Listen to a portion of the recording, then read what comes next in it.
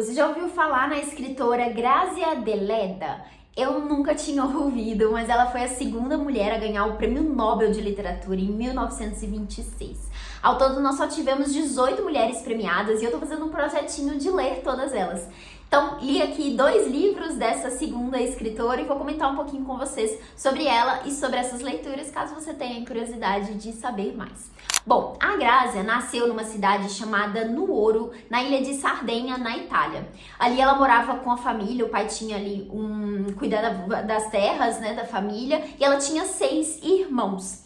A Grazia, ela só estudou por 4 anos na escola, que naquela época era o único período possível ali para as mulheres, né, para as meninas. Era o tempo considerado adequado ali para elas. Mas depois disso, ela também continuou os estudos, né? Ela fez aulas particulares de italiano, e aí no caso italiano porque na ilha dela ali a língua que se falava era um dialeto diferente ali, né? Um dialeto específico daquela região. Então ela fez aulas de italiano.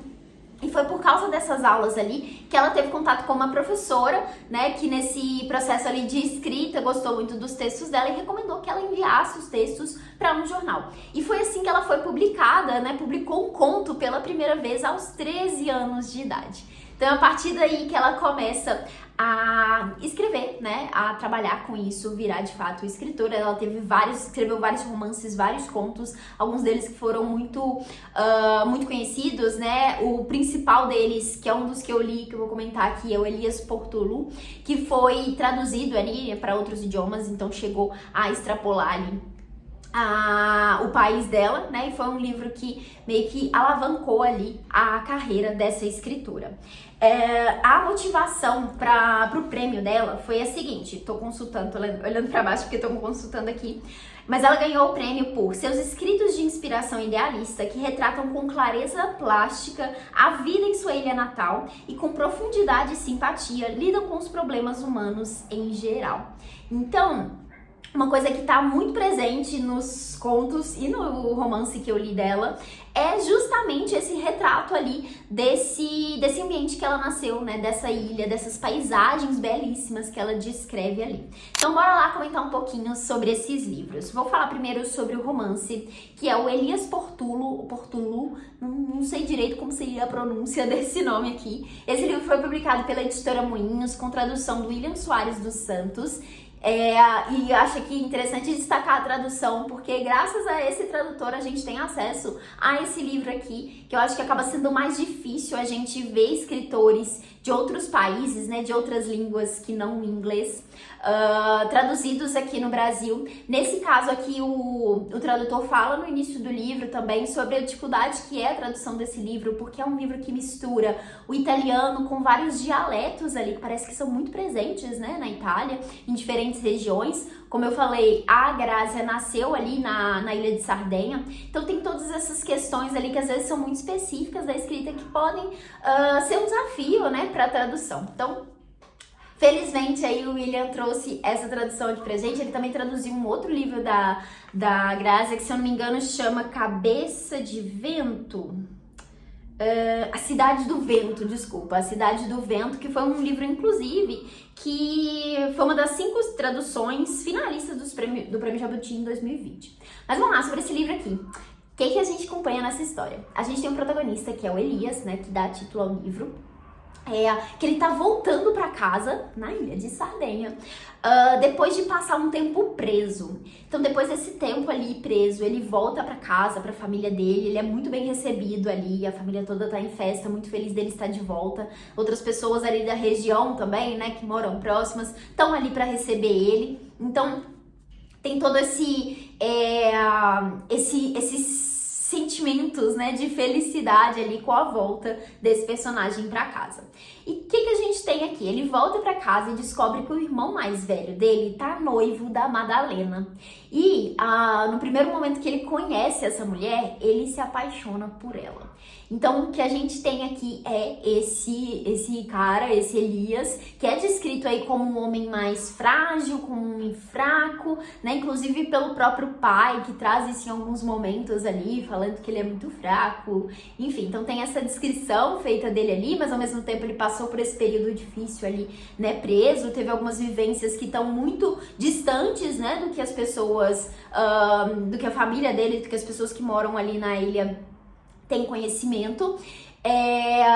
E disso, dessa volta dele, então vai surgir esse sentimento, esse amor, esse desejo pela mulher do irmão dele, né? Então, por essa noiva ali do irmão dele. E é esse desejo, é esse sentimento que vai consumir o personagem ao longo da narrativa, e a gente vai ver a descrição desse sentimento aqui de uma forma muito detalhada e muito crescente, né? A gente vai ver ali como ele vai, de fato, ficar preso nisso, né, sem saber o que fazer, buscando conselho de outras pessoas, ouvindo bons conselhos e não conseguindo segui-los, e também não se responsabilizando pelos próprios atos, que eu acho que é uma coisa muito característica aqui do personagem também.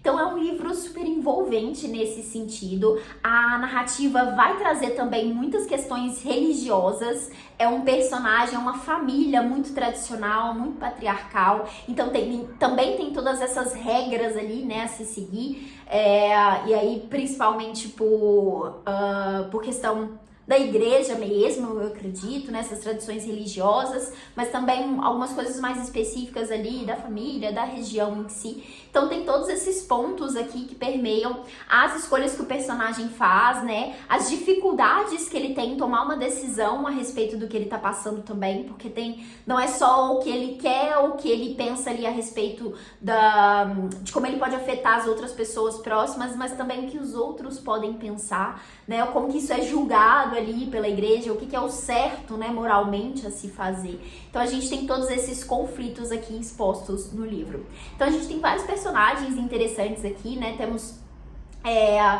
a própria Madalena. Eu sinto que ela aparece pouco na narrativa, né? O protagonista é, de fato, o Elias ali, né? Então, o foco é nesse desejo do personagem. A gente vai ver pouco ali da Madalena e acho que uma vez ou outra ali que tem um pouco desse pensamento dela, né? Qual que é o sentimento dela, o que tá se passando na cabeça dela. É um livro que é narrado em terceira pessoa, mas tem vários momentos ali, né? Como se o personagem estivesse falando em voz alta pra gente adentrar ali no pensamento dele, no que é que ele tá sentindo e como que ele tá se envolvendo com tudo isso.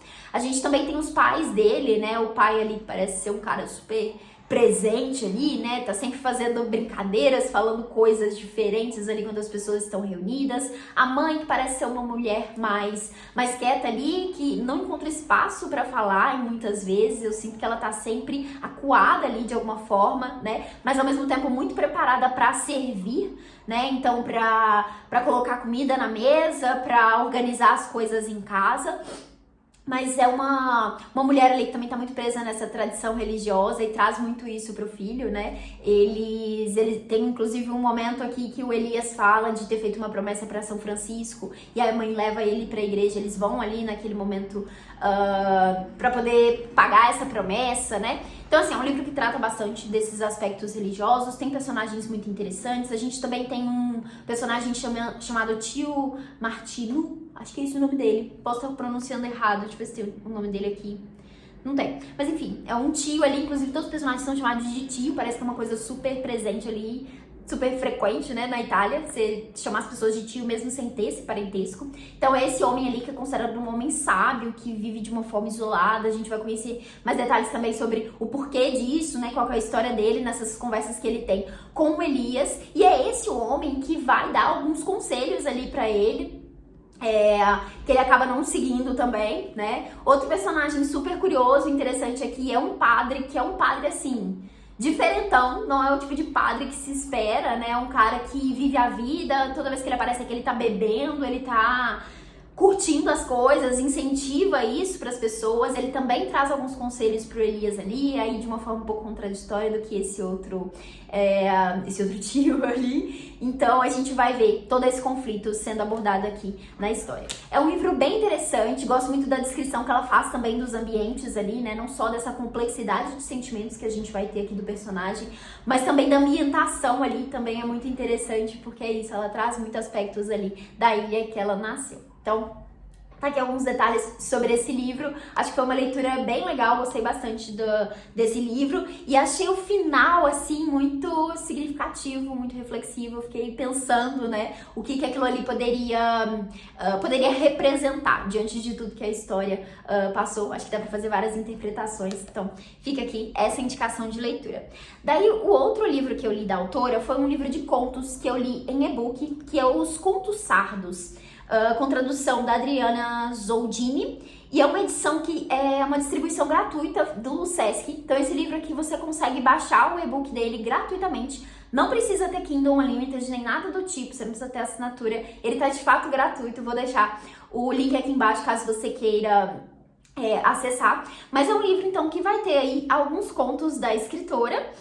E eu gostei muitíssimo desses contos, são contos que eu acho que vão trazer de forma ainda mais presente essas características ali da paisagem, do cenário, né, daquela ilha ali, né, da ilha de Sardenha, mais especificamente no Ouro, que é o nome da cidade ali, né, que ela nasceu. Então a gente tem vários detalhes sobre isso, e aqui cada conto trazendo personagens diferentes, trazendo cenários diferentes, famílias, né, grupos familiares diferentes, com suas próprias questões, né, alguns passando fome, passando certas dificuldades ali, vivendo os infortúnios da vida, e a gente vai acompanhar essas narrativas. São narrativas bem interessantes, e uma coisa que eu gostei bastante aqui desses contos também é que ela consegue unir o real com o fantástico ali, o mágico talvez, de uma forma muito interessante nas narrativas. São narrativas curtas, né, que são contos aqui, e são super envolventes. Eu realmente fiquei presa ali, curiosa pra saber o que ia acontecer. Eu dei algumas risadas com esses contos, acho que são contos divertidos, assim, principalmente os desfechos ali de alguns deles. Mas traz pontuações, traz reflexões bem interessantes e, enfim, incrível. Gostei bastante de conhecer. Acredito que eu gostei bem mais dos contos do que do romance da escritora, mas fica aqui as duas indicações, caso você tenha interesse em conhecer aí a escrita dessa mulher, que foi a segunda ganhadora do Nobel de Literatura. Aqui no Brasil a gente tem poucas traduções, né, da Grazia. Ela tem vários romances publicados. No finalzinho aqui tem um texto do tradutor que ele comenta sobre isso, deixa eu ver se eu me encontro, mas que ele fala até a quantidade, né, de livros que ela já publicou, e foram várias coisas mesmo, mas aqui no Brasil a gente tem poucos. Outro romance que tem por aqui é esse que eu comentei, que se chama A Cidade do Vento. Se eu não me engano, também tem um outro que tem esse título de Vento, assim, que também foi traduzido aqui no Brasil.